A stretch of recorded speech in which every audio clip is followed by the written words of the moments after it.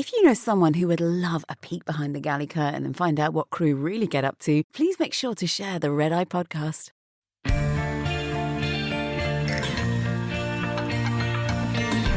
Doors to armed and cross-check. Come fly the Red Eye! Whoa! Welcome aboard the Red Eye. Hello and welcome to a special episode of the Red Eye podcast where I am speaking with crew influencer Sil. She was a flight attendant for 18 years for an American-based airline. She owns a farm and has a pet turkey, and she's also an ex-first responder and a current urban search and rescue team member. Welcome to the Red Eye, Sil. Hi, thanks for having me. I'm super excited to be here. Oh, I'm so excited to have you. I found you on Instagram and just loved watching your videos because you'd come in from a flight and just shoot straight away. You'd be telling about your day. It's so fun, and it really does just reflect exactly what it's like to be a crew member, to be doing these sort of really long days, be dealing with all kinds of different people and their quirks, and then Right? you end up in a nice hotel room. So that's great. But I've got so much to talk to you about, but I wanted to ask you, how did you get into flying? Was it something that you always wanted to do? Oh my goodness, no. It has not been, was not something that was even on my radar to do whatsoever. I actually intended on being a firefighter. And Wow. back then, I said I've been a flight attendant for almost 18 years, but back then I got hit by a drunk driver, and that ended all my prospects of being a firefighter. So a couple of years went by, and I had heard on the radio that my airline was hiring. So I just applied on a whim, not expecting to get hired whatsoever. In fact, I made it kind of a game in my mind of see how far I can get before they tell me, like, no, we don't want you. And Mm. then they offered me a position for class, and I didn't even know if I was going to take that or go to class whatsoever. And the night before I was supposed to go, I thought about all the people that I had seen that were so upset and crying because this is all they had ever wanted and they did not get the position. And I thought, I owe it to them. I owe it to them to give this a try. Otherwise, I needlessly took a spot from one of them. And so the further along I got into class, the more I realized this is going to be super fun and this might be something I really like. And here I am 18 years later, I'm still Yeah. flying. You must still like it if you're still flying 18 years later. Do you still enjoy the job? I do. I still get excited about going to work, minus putting on nylons. I hate putting on nylons. But Ah, me other too. than that, I get really excited about going on my trips. I think the old adage is true, do something that you love and you'll never feel like you're working. And I honestly feel like that most of the time. Maybe in the middle of summer flying, I don't feel quite like that always, but Yeah. overall, that's how I feel. I get super excited about going and meeting people and exploring new places. What sort of routes do you do? I mostly do Hawaii flying now. That's not to say that I don't do any other flying, but I am originally from Hawaii, so being able to go back and visit friends and family and just gallivant around the islands, as we say, just feels very familiar to me, and it's a lot of fun to stay in contact with the people that I love over there. Yeah. My airline does mostly U.S. domestic travel, North American travel, so I don't do a ton of international, but I use my flight benefits quite a bit. So I go all over the world. I travel a lot on my flight benefits. I go to South Africa quite a bit. I spend a lot of time in South Africa. So yeah, my flight benefits are not lost on me at all. That's so nice that you get to do that and go to destinations that you don't fly to for work. Because I was terrible for using my flight benefits just to go to the same places that I visited Right? for work, but I just take someone else with me. But that's really cool. You get to explore the world as well as doing these domestic flights. And I mean, Hawaii is not a short flight, really. Yeah. It's you get layovers. I presume you're not going straight there and back in one day. No, we have usually around 24 to 48 hours. Sometimes we have a little bit less, sometimes even a little bit more. But 24 hours tends to be what we do. And, as flight attendants, we know how to pack a lot of fun into 24 hours. So Oh yeah. probably just enough to get to do something fun, but not to get into trouble. So it's great. 24 hours or so is good. We're happy. I'm really interested to know if there is a difference in the culture between the UK or European airlines and the US airlines on layovers because and it might be different now because, I stopped flying in 2016. So it may be different now. The culture has changed, I'm sure, since then. But we used to be, pretty big on the partying and getting together as a whole crew, pilots, flight attendants. We'd all hang out at the pool if we were somewhere like the Caribbean. Or is it the same sort of thing with the American airlines, do you think? Or do you think you guys are much more mature than us? Maturity is so so relative, isn't it?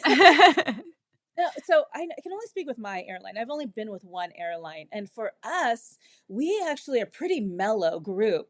Or what I've been told from other, even American airlines, we might even be considered a pretty mellow group in general.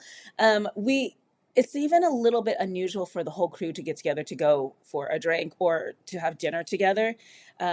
Oftentimes, we're kind of off on our own. We might have a couple of people we might hang out with throughout the layover, but overall, it tends to be we're all kind of doing our own thing, especially with the pilots. The pilots don't tend to stay with the crew as far as our trips are different. So we might fly only one leg with them, and then the rest of the trip is separate, different people, different pilots. So Oh. I think we're a little mellower group than that. So for us, people, there's all those stereotypes and thoughts about what flight attendant life is like on layovers.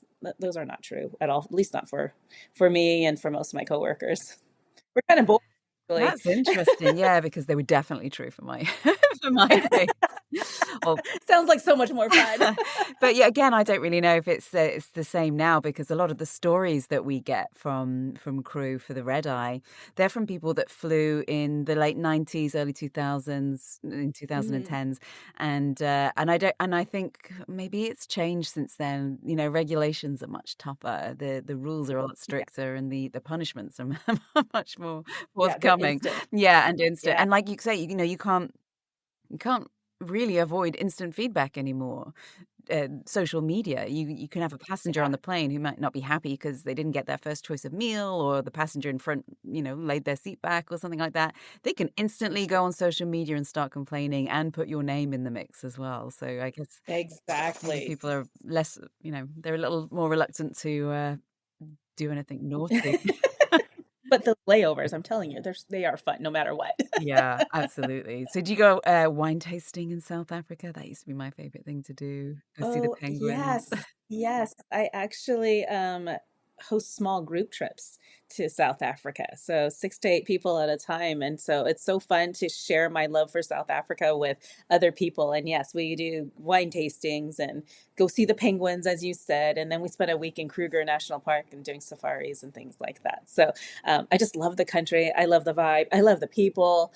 Yeah, I tell people oftentimes my passport says I'm American, but my heart says I'm South African, Yeah. just because I love the country so Oh, much. I love it. Yeah, me too. I do miss that place.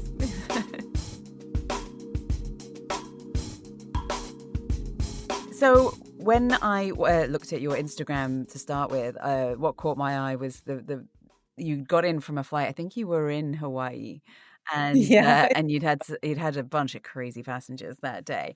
How crazy can people get on a 5 or 6 hour flight to a beautiful island in in the Pacific? I swear, I think people lose all of their common sense about 10 miles outside of the airport, of any airport, doesn't matter where it is. They just like lose it. And you can see this as the closer you get to the airport, right? Like you see people cutting lanes that you would think, what in the world? Or the way that they park. I mean, it just goes on and on. You see it outside of the There's a airport. And then you conspiracy get theory. There's a ring around each airport. that's Switches something right. off in the brain. Like that. That makes sense. Yes. And then of course you get in the airport and like, the people are getting frustrated and they're talking to customer service agents in ways that their mom never taught them to do and told them don't do, Yeah. and they just lose all common sense, and then they get on the plane and they bring all of that in there, especially if they're with other people or family members. It's just that stress level. Yeah. So yeah, and summer flying is, even as you probably remember, summer flying is nuts. Um, Yeah. Just it's crazy. All the people that don't normally fly get on board. That's why. Exactly. And then the expectations are different. I think sometimes people get on and they forget that they think of flying as it was before 9/11, and now it's way different and it's much more automated. It is less personal in a lot of ways now, and they have these expectations from 1975. Yeah, I know. Come on, man. That was so last century. What, you want Yeah. comfort and Yes. service? That was last Mind century. blown. Oh dear. What's the funniest thing you've ever had happen on board with the passengers? Oh my gosh. See, I'm telling everybody, I would be a really good dinner party guest because between my stories from my first responder life to this, like I can keep the party going all night long with stories. Let's see. I was thinking of a time when, oh, well, this just happened. This literally just happened. I had a lady on board and she was sitting, I usually am flying on 737s, and she was sitting in seat C. So it's an seat D, which is an aisle. It's an aisle place. There is nobody in E. So it's an empty seat. And a couple of my flight attendants had told her to put her bags all the way underneath her seat. She refused to do it. We hadn't taken off yet. So they asked me to just follow up. So I go by, and sure enough, it's in the middle of the row. And I asked her very nicely, can you please do me a favor and just tuck your bag all the way underneath your seat? The answer is no. I don't want to do it. I'm not going to do it. Okay, that's okay. Just go ahead and put it underneath the seat next to you. That's a bigger spot. That way you'll still have some leg room. No, I want my bag here. This is where my bag is going to go. And I'm looking at her like, why, what? And I said, oh, well, your options are either underneath the seat next to you or over in the overhead bin. Like the FAA does require your bags to be out of the aisle or out of the road. Right now it's impeding your exit in case of an emergency. She's absolutely not going to put it in this underneath the seat next to her or in the overhead bin. And I'm thinking, lady, I'm not even asking you to like check your bag. I'm just asking you to put it underneath the seat next to you, like literally right next to you. Absolutely not. So finally I said, I'm sorry, I don't think you understand. Your options are either underneath the seat next to you or in the overhead bin, or we can see if we can accommodate you on another flight where they might have more space. Thinking, I don't know how to get more Yeah. space. And she looked me dead in the eyes and she says, I want to be accommodated on another flight. Oh my God. And I just looked at her like, That was a threat, not an offer. Oh my goodness. but I'm like, why would you? This is the hill you're gonna die on, and because you don't want to put your bag just right next to you. You're not moving it. Like you literally are right next to it. And I had to call the pilots and explain to them, and they're like, really? I'm like, yes, she doesn't want to put it underneath the seat next to her, and so we had to pull back and to the gate, and she chose to leave She really for did? some reason. They did, and Wow. I'm like, I don't understand Oh my this. goodness. What is up with it? And like, I would love to know if she ever did get on a flight that was completely empty, that she could put her back somewhere. But oh my Well, she goodness. certainly was getting an empty flight in the middle of summer. Like that was not going to happen. I mean, maybe she needed to understand that, like she could charter a Yeah. flight, I suppose, and have it to She's herself. still at the airport to this day. Right. Holding onto her bag. Oh my goodness. Is that the Yeah. craziest passenger you think you've had, or have they got more? Oh. Oh no, we've got so much, right?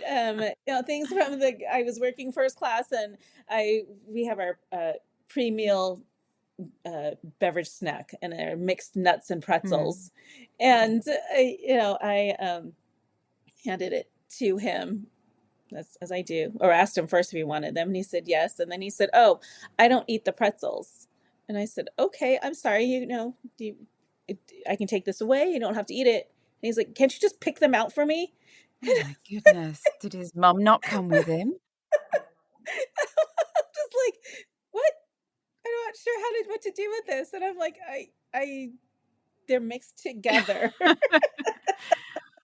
What do you Oh, say I to know. that? It's like when the first class passengers ask you, "Oh, can you do my steak rare?" I'm like, "Nope, it's already been cooked." Like, I'm just heating it up. It's going to get more cooked if anything. Exactly. So, Or they're asking like, can I have more bacon? And I would love to give you more bacon. I would so do that if I could, but this is all the bacon they give me is right on your yeah. plate. I'm sorry. I really wish I could. Oh, it's amazing, isn't it? My friend had somebody ask Yeah. if they could borrow a hairdryer, and I just thought, where do you think you are? So I don't I understand. Or remember somebody being said, "Can you?" Oh, that was it. Another friend was like, they handed them a document and went, "Can you go and print this for me?" Like we've just got an office at the fact. We've got a right, business center right. Oh, that makes me in the think of lobby. documents. I've been asked so many times if Hawaii requires passports, and you understand that we're coming from the U.S. We're coming from the West Coast, so Yeah. no, and by no means are these people who are visiting from other countries. These are Americans asking me if they need passports to go to Hawaii, and I try so hard to be very straight faced and let them know that the U.S. is part of, or Hawaii is part of the U.S. No, it's not necessary. Well, we used to get this thing where we would go through the cabin with landing cards going into Europe, Hmm. and we would say we'd go around and say, any landing cards. If you don't have a European passport, you need a landing card. Any landing cards, and they'd without a doubt be an American going, "Do I need one? I'm from Ohio," or "Do I need one? But you're I'm supposed from you're Wisconsin," and you're supposed like, to know where "Is Ohio that is. in Europe?" Yeah. Yes. Is it in Europe? No. So yes, you do need one. Yeah. Yeah, that sounds about right. Don't get me wrong. I love all Oh Americans. no. Yes. Love this Yeah. country and everyone in it. But Yes. there was some like in any country. Right. There were some crackers. Yeah, we've got the stories of people who are the classic one. I think almost every flight attendant, if you've been flight attendant for any years, like in the middle of taking care of a big medical emergency, and then you have that one guy who brings his flight attendant call button, and he's like three seats down, three rows down, and so he sees everything happening, and he's like, "Can I have my Diet Coke?" Yeah, And and it's always a Diet Coke, all right? right, it's always Diet Coke, Yeah, I've always. been tapped on the shoulder whilst hanging over a body trying to get it, back to life again. Excuse me, can Yes, I get a Diet exactly. Coke? And I want to be like, read the room.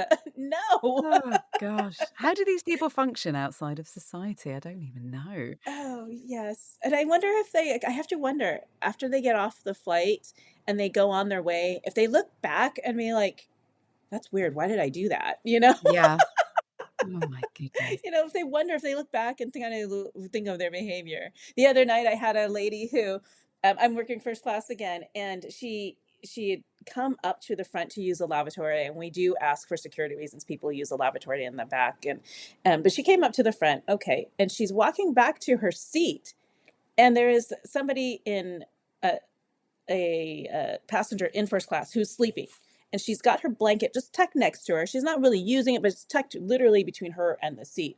And this lady from the back comes by, and she just takes it. She takes it from the lady who is sleeping in first class, and she walks to her row and takes a seat.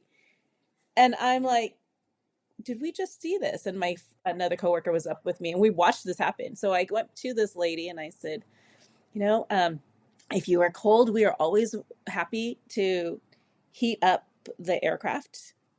And she said, "Oh no, I'm fine. I have this blanket." And I said, "It is never okay for you to take an amenity from first class at any point." And then she says, "Oh, but she gave it to me. She said I could have it." And I'm like, well, I just saw you take it from her as she's sleeping. And she's like, she gets really defensive. Like somehow I have like somehow wronged her by telling her like, you can't take this from somebody, just take it. And I'm thinking, and that was my rant the other night when you saw it. It was like, this is not how this works. Yeah. You don't get to just steal somebody's stuff and think it's okay. Like we were not raised the same. My mom did not raise me that way. And No. apparently some other people's parents didn't have the same I do lesson. I do think that's a thing with today's society is that people do feel like they are owed stuff, even if it's not necessarily in whatever they've bought. It's almost like walking into a car dealership and you've bought like the basic model of, I don't know, a secondhand car. Be like, hey, I bought a car from here. I need to get that Porsche steering wheel on top of it because I paid for a car already and I'm already here. So it's like, well, no, it's not like a one price fits all situation. Right. But Yes. yeah, Yes. You're not just entitled to, and again, that goes back to, I think, flying has changed so much over the last, years, but it's been like this for a long time now. Like that expectation should be balanced. I had right after I did some humanitarian work in Pakistan, where I saw people starving like I'd never seen them before prior to that, and like where their hair was discolored from the malnutrition, and it was just heartbreaking work. I was there for several weeks and absolutely heartbreaking. And my first trip back was working a flight to DC, and I was on reserve still, and I was working first class, and this gentleman just threw such a fit because he did not get his steak option, or it was a shrimp option, and he was quite upset about this. Okay, and I'm sorry. I feel for that. I'm sorry you didn't get your first choice. And then he threw a tantrum over not having the kind of beer that he would like to have on a flight. And I had told him the options we have, and the beer he wanted was not one of those options. And I'm sorry, I don't know what to do other than land the plane and go to the grocery store for you. Yeah. I don't know what to do with this. And at some point, he just was so. I was trying to figure out where this might be coming from him. Maybe he had a difficult day. Maybe his grandmother passed away. I don't know. I was trying to figure this out, and he just was not having it. And he just kept saying like little nitpicking. And finally, I just looked at him and I said, there are starving children in Pakistan. And I just looked at him and my eyes got wide, like, did I just let that fall out of my mouth? Yeah. And I just was like, okay, quickly walk away. But yeah, it was just this moment of whoops. That's The it. perspective I had at the time was just that. It was fresh in my mind, and Yeah. it was Yeah, tough. you had that perspective. I had a similar thing happen to me. It was a Christmas trip where I went to Johannesburg and went to an orphanage in Pretoria and spent the day, spent Christmas Day with some orphans that had all lost their parents to HIV and AIDS, and Mm. it broke my heart. But these kids were just amazing, like the happiest kids you could have met. They were so Right. full of joy. It was beautiful. And then on the way home, dealing with the regular sort of passenger load who were very angry because they didn't get their first choice of Christmas meal or something, or there was just a ton of, Hmm. and you just think, come on, like perspective. Everybody should go and just do a tour somewhere, go help out somewhere just to get that perspective on life and just be grateful for the fact that you've even got food, let alone Right. anything else. But Right. Yes. And it's not nearly as bad as sometimes we make it out to be, and no, I'm guilty of it too at times, even when somebody is having a really bad day, or we get to see them on a really bad day. We don't never know when someone is traveling or why they're traveling. And so, it's easy to take it out on the person that's just right in front of you. And seeing people who, like, I've had just the other day, I had a gentleman who I just very gently asked him to place his bag all the way underneath his seat. And he looked at me and he just had this look on his face and he's just like, fine, does this make you happy? And he's kicking his bag under his seat. And I was like, whoa, everything okay? And he's like, you just keep telling me this. And I'm like, this is the first time I've asked him, but okay. And I'm like, is there something I can do to make this better for you? Or he's like, I'm just having a really bad day. Oh, I can understand that. And he's like, I don't mean to be taking this out on you. Well, unfortunately, you are, but I'm here for you. Let me help you. And just that moment of just recognizing, like, hey, I understand you're having a really bad day. What can I do to make this better? And then the lady next to him, who I don't think they'd been really talking to throughout the flight, just patted him. She's an older lady, and she patted him on the hand and she said, you're going to be okay. And it was just like this moment of like, okay, we all are recognizing what it's like to have this really terrible day, for whatever reason. I never really got into it with him about why he was having a bad day, but it was clearly a bad day. And so to see other people besides just myself as well, coming together for him for that moment, and recognizing like that's okay, that we never know what people are going through, that old adage of, you never know the kind of battles that people are facing behind the scenes. And I think I get yeah. to see that quite a bit on the plane, both good and bad. I think that was the biggest lesson that I learned was patience. Because if you'd gone in there like with an attitude of, well, I've asked you to put that bag under, just put the bag under. You're under time pressure yourself. And I've seen crew do that. Like, look, I'm in charge here. You just do what I say. And then that makes that guy's day even worse. And then he escalates further later on in the flight when he doesn't get something, or he's having a bad day. That de-escalation it's a skill, and having patience is a real skill that I learned when I was flying. So it sounds like you made that so much better than it could have gone so bad.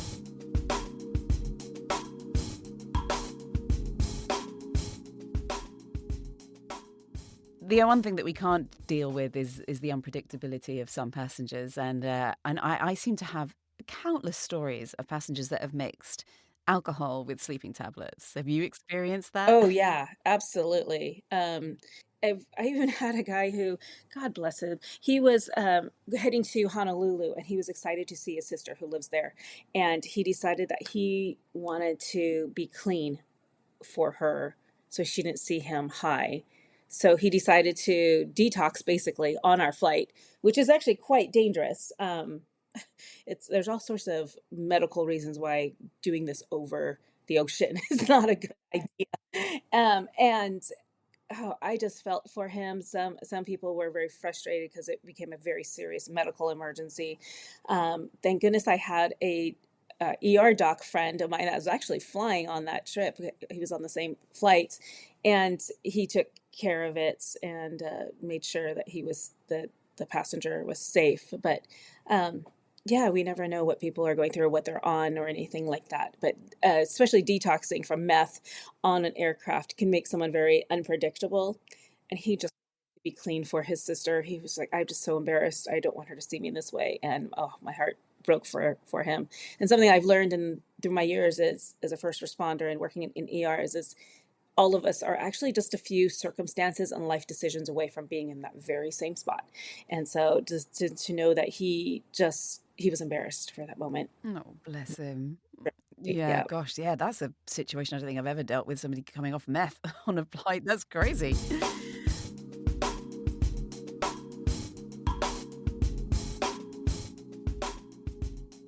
I want to go back to the urban search and rescue thing because that is fascinating and incredible work. What got you into that? Was that the firefighting goal that you had? Yeah, so as a first responder, it kind of just fell in together with it. But I was a flight attendant as well. I did both jobs for a really long time. And so, right after the earthquake in Haiti, my organization started, and I jumped on board right after that. So, and I've been with the organization for all these years and being able to do logistics work with them and so on in the urban search and rescue. So, yeah, I've been all over. It was. Uh, I had something I had always wanted to do from the time, talking about things I wanted to do from the time you were a kid. I had always wanted to do that. I'd always wanted to do uh, humanitarian work and disaster relief work. Back when, this will tell you how old I am, but back when I was little, the Ethiopian famine was very big in the news. And I remember watching those telethons on TV, like, like kids watch cartoons. I used to watch them all the time. And I would be so upset about it, and I would cry until my parents like donated $10 for me at times just because to get me to Oh. stop. And I didn't think I would ever be able to do it. Just didn't think it was something that was ever going to be something I could do. And then again, after the earthquake in Haiti and as a first responder, being able to jump in and do it. So yes, I've seen a lot. I don't mean to sound boastful about that. But I just give me it's influenced how I look at the world and how I operate in the world. It influences everything and how I see people, how I vote. It all comes into play in every part of my life. A lot of people have no idea, and a lot of people, including myself, have no idea what urban search and rescue actually involves. Can you take us into a mission or a drill that's really stuck with you? Sure. I've been to 19 major disasters in the last 15 years, so to varying different capacities. Um, but the urban search and rescue portion of that is more of so whether that it's different than wilderness rescue, search and rescue, where you're looking for someone who's lost in the woods, kind of thing. This is for looking for people who are under rubble after like earthquakes or tsunamis or hurricanes, things like that. Um, so yeah, I've been all over a lot of times in response with the UN. And varying different ones. Let's see, I've been into Japan after the tsunami.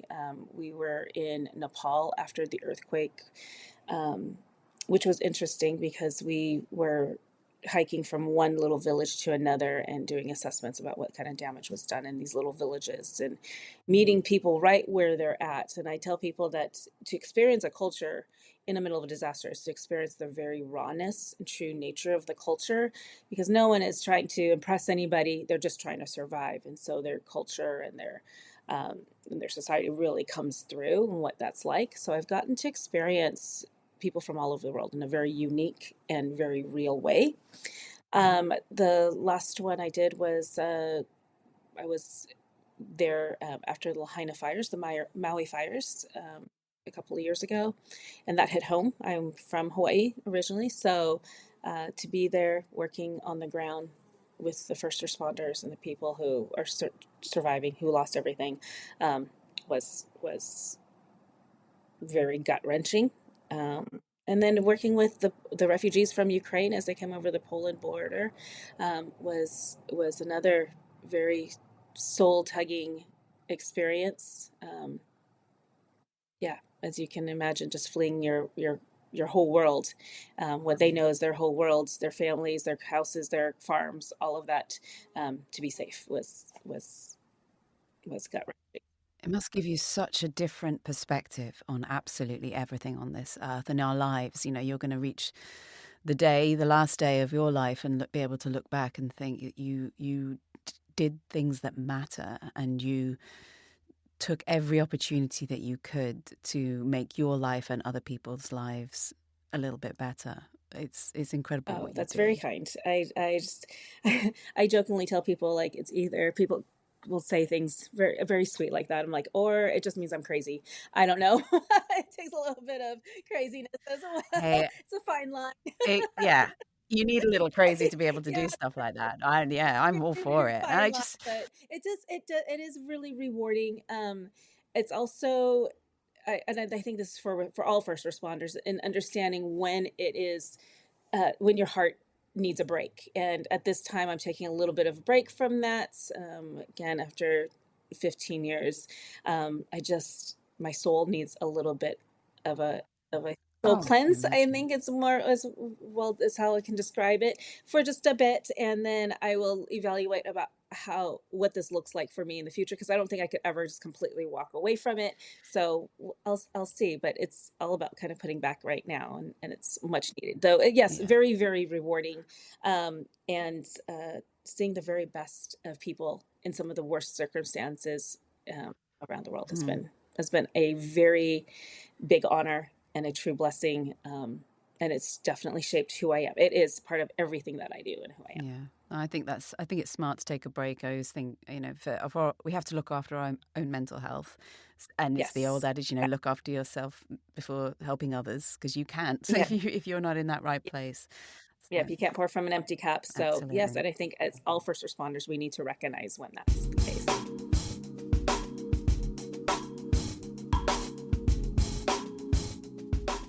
So, along with the search and rescue and the flying full time around the world, you own a farm. Yes, let's do more crazy stuff. How do you find the time? I mean, and then what kind of farm do you have? It's more of a hobby farm. I Mm. do have like 50 chickens. I have a couple of peacocks. Wow. Yeah. And then I have Tom, my pet turkey. He was supposed to be like a Thanksgiving dinner and he got a name. Oh, And once no. you have a name on the farm, you are now a pet. And he loves me. He follows me around like a dog. He comes when I call. No matter where I'm on the farm, there's there's Tom. And the other day I was out and about in the area and I get a phone call from the Amazon driver and he's like, your guard dog or your guard turkey isn't allowing me to drop off your package. I'd like to drop this off, but I'm really scared of him. He's your guard turkey. So like I'm right there. I'll be right there. I'm right in the corner. So I drive up the driveway and sure enough, he is sitting in his van and he's talking to me through the window and he's like, did you teach him how to be a guard turkey?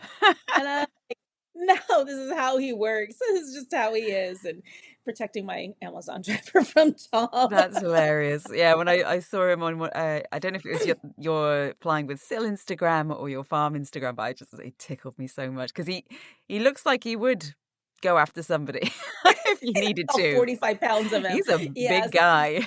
Yes. And the funny thing is he's so sweet with me. He just follows me around. He like does his little thumping thing, and which means that he's flirting with me. And Oh, how he funny. just follows me around. But yes, never in a million years did I ever think or even imagine or want a guard turkey.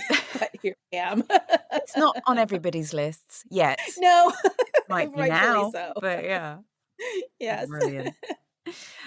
We're going to wrap this up soon because I know that we've taken up enough of your time already, Sil. But I would love to go back to your Instagram. What started you off doing the social media, the crew influencer kind of thing? Oh my goodness. I didn't really intend it. I have a farm page, and I was like, you know what, this would be kind of fun to start with the travel stuff, especially with all the things I'm doing in South Africa.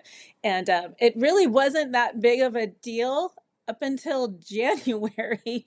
And in January 30th, I was on my way to Honolulu with my normal trip, and we got turned around at the halfway mark because of storms in Honolulu. And the airline put me up in a hotel in Seattle. And I don't get to stay at Seattle hotels because, of course, I'm Seattle based.